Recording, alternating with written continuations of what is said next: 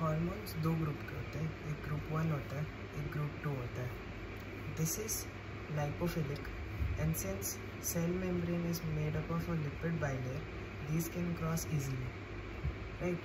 These can cross easily, तो इनको plasma protein bound रखना पड़ता है, और सिंस ये प्लाज्मा प्रोटीन बाउंड है, इनकी हाफ लाइफ बहुत ज़्यादा होती है, तो लॉन्ग लास्टिंग होती है, ठीक है।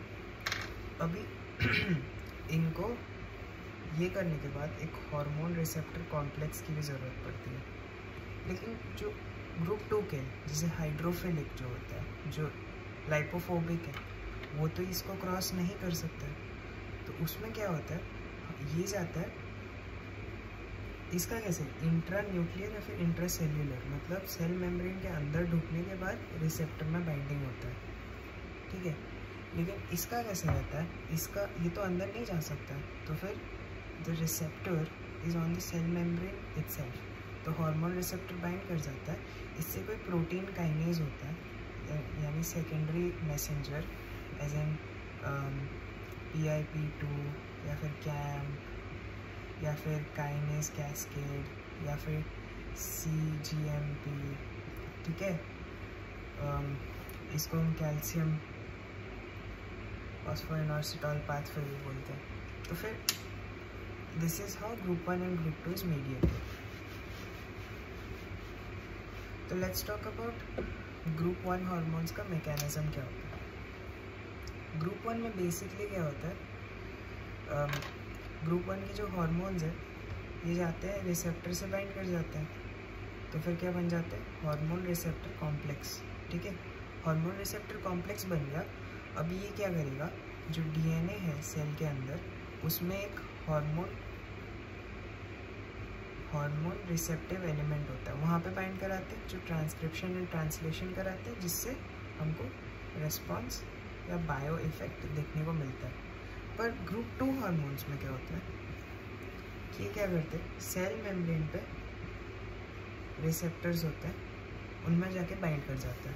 वो क्या करते हैं, G प्रोटीन को एक्टिवेट करते हैं। बेसिक जो है, पहले G प्रोटीन एक्टिवेट होगा, वो प्रोटीन काइनेज को एक्टिवेट करेगा।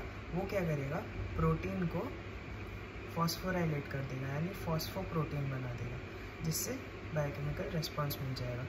G प्रोटीन को एक्टिवेट करेगा, वो जाके एक्ट करेगा फॉस्फोकाइनेज पे, फॉस्फोलाइपेज वगैरह पे, जो कि प्रोटीन को फॉस्फोप्रोटीन में कन्वर्ट करेगा, and phosphoprotein is gonna bring biological response. जबकि इसमें डायरेक्ट ये बाइंड करा के बायोलॉजिकल रेस्पॉन्स ले आ पा रहा था। तो अभी अपन now we gonna look at the way individually intracellular और इंट्रान्यूक्लियर कैसे वर्क करते हैं ग्रुप 1 हार्मोन्स में। सो ग्रुप 1 हार्मोन्स में क्या होता है, जो इंट्रासेल्यूलर होता है, बेसिक तो दोनों का सेम है, बट फिर भी दिस इज द सेल का DNA, ठीक है। What's gonna happen is the hormone is gonna come and then receptor में हीट शॉक प्रोटीन बाइंड रहता है। This is a chaperone as everybody knows. तो अभी क्या होएगा, जैसे ही ये दोनों सेल के अंदर आ जाएंगे, तो फिर हार्मोन रिसेप्टर कॉम्प्लेक्स बनेगा, एंड ये बनते ही हीट शॉक प्रोटीन डिसोसिएट हो जाएगा। ये जाएगा यहाँ पे हार्मोन रिसेप्टिव एलिमेंट में, and then transcription and translation, फिर रेस्पॉन्स, राइट। बट देन जो वो होता है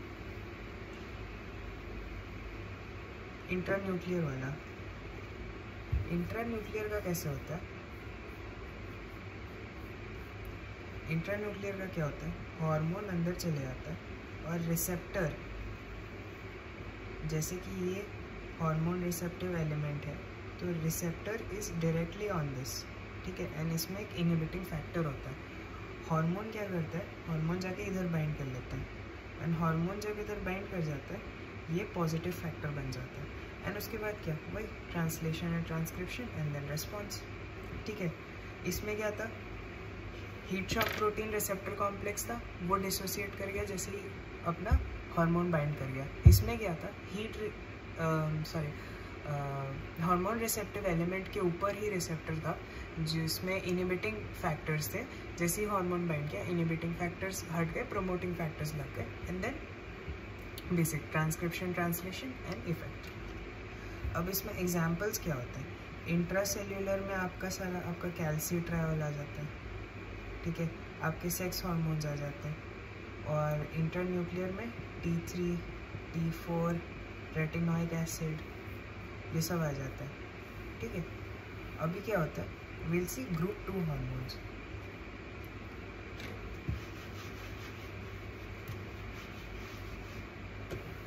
ग्रुप 2 हार्मोन्स में उसका जो ग्रुप 2A है that belongs to cAMP pathway, ठीक है। कैम्प में क्या होता है, जो सेकेंडरी मैसेंजर है adenylyl cyclase, what that's gonna do is ATP को कैम्प में कन्वर्ट करेगा and that's gonna get converted into 5 prime AMP, but that's not of our concern. हम जो कैम्प होता है, cAMP is gonna convert phosphoinositol bisphosphate into my bad, inactive protein kinase जो है उसको एक्टिव प्रोटीन काइनेज में convert कर देगा, ठीक है। CAMP is for protein kinase A, not phospholipase. Protein kinase A को एक्टिवेट करा देगा which is gonna convert protein into phosphoprotein and then response आ जाएगा, ठीक है, as simple as that. And इसमें हमारा adrenaline, glucagon, FSH, LH, ACTH, PTH, MSH and calcitonin होता है। अभी calcitriol is for group 1 that is also intracellular के लिए, कैल्सिट्रोनिन इज फॉर ग्रुप 2A, ठीक है। तो वैसे एडेनाइलाइल साइक्लेज ATP को कैम्प बनाएगा, that's gonna activate protein kinase, that's gonna convert protein into phosphoprotein and then response. CGMP का pathway हमको नहीं मालूम है, लेकिन CGMP का क्या रहता है कि उसके हार्मोन्स क्या है वो हमको मालूम होना चाहिए। तो group 2B is for CGMP, इसमें नाइट्रिक ऑक्साइड एंड हार्ट से रिलीज होने वाला नाइट्रूरेटिक फैक्टर, ये दोनों नाइट्रिक ऑक्साइड और एंटी नाइट्रूरेटिक फैक्टर रिलीज होता है, ठीक है। अभी group 2C, this is one of the most important, calcium mediated जो पाथवे, कैल्शियम कैल्बुडुलिन पाथवे जो है, इसमें क्या होता है कि first what's gonna happen is cell membrane पे, ठीक है, यहाँ पे तो अपना बेसिक सेल मेम्ब्रेन रिसेप्टर, तो क्या होगा, जैसे ही हार्मोन जाके यहाँ पे बाइंड कर जाएगा, हार्मोन जैसे ही बाइंड कर जाएगा, बेसिक अपना हार्मोन G प्रोटीन को एक्टिवेट करेगा, G प्रोटीन एक फॉस्फोकाइनेज को एक्टिवेट करेगा यहाँ पे, that is phospholipase C। Phospholipase C is gonna convert phosphoinositol bisphosphate into diacyl glycerol and inositol triphosphate, right. Inositol triphosphate क्या करेगा, एंडोप्लाज्मिक रेटिकुलम से कैल्शियम रिलीज करेगा। अच्छा, इसके ब्रेकडाउन होने की वजह से कैल्शियम जो है ये प्लाज्मा मेम्ब्रेन के बाहर से अंदर आ जाएगा, ठीक है। तो यहाँ पे भी क्या कैल्शियम आ गया, ठीक है, तो इधर से कैल्शियम आ गया, इधर से कैल्शियम आ गया, तो फिर ये दोनों क्या करेंगे, प्रोटीन को फॉस्फोप्रोटीन बना देंगे, और DAG is gonna like directly influence phosphoprotein, ऐसे करके। इसका एकदम बेसिक है, मतलब hormone receptor complex G protein को रिलीज करेगा, वो PIP2 से IP3 एंड डैग रिलीज करेगा एंड कैल्शियम को सेल से बाहर से अंदर ले आएगा, और ये एंडोप्लाज्मिक रेटिकुलम से कैल्शियम रिलीज करा देगा, and these two are gonna convert protein into phosphoprotein and this is gonna directly influence, that's basically the pathway.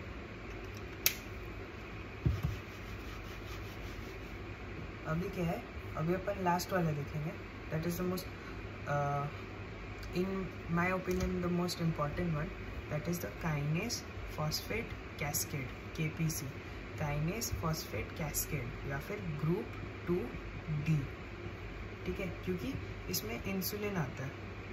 Insulin कैसे एडिपोज टिश्यूज में काम करता है, इंसुलिन आता है। तो अभी इसमें क्या होता है, तो प्लाज्मा मेम्ब्रेन है, उसमें रिसेप्टर रहेगा, ठीक है, रिसेप्टर में ये गामा रिसेप्टर रहेगा, अभी जैसे ही इंसुलिन आके बाइंड कर जाएगा तो गामा रिसेप्टर जो है फॉस्फोराइलेट हो जाएंगे. They will phosphorylate this thing called as an IRS 1 to 4. मतलब IRS 1, IRS 2, IRS 3, IRS 4 इनको ये लोग फॉस्फोराइलेट कर देंगे. अब IRS क्या है? IRS is insulin receptor substrate. ठीक है. अभी IRS का काम क्या है? It's very easy. जो रिसेप्टर है उसमें गामा पोर्शन है, हार्मोन के बाइंड से वो फॉस्फोराइलेट हो गया, वो IRS 1 या फिर 2 या फिर 3 या फिर 4 को फॉस्फोराइलेट कर देगा. And then what's this gonna do is ये प्रोटीन काइनेज, लिपिड काइनेज और ममेलियन सन्स ऑफ 7 इन तीनों को रिलीज़ कर देगा. एंड तीनों के वेरियस इफेक्ट्स होंगे. ये दोनों secondary kinases, various secondary kinases को रिलीज़ करेगा. एंड उनके कुछ इफेक्ट्स हैं, जैसे कि प्रोटीन का ट्रांसलोकेशन या फिर enzyme activation and translation transcription, है ना. पेट protein translocation, enzyme activation, transcription, translation वो कर देगा. एंड ममेलियन सन्स ऑफ 7 क्या करेगा? ये DNA synthesis and cell growth कराएगा. ये भी वेरियस सेकेंडरी काइनेजेस को एक्टिवेट करेगा जो कि DNA synthesis and cell growth कराएंगे. And that's how group 2D which is kinase phosphate cascade works. इसमें हमारा आ जाता है growth hormone, insulin and prolactin.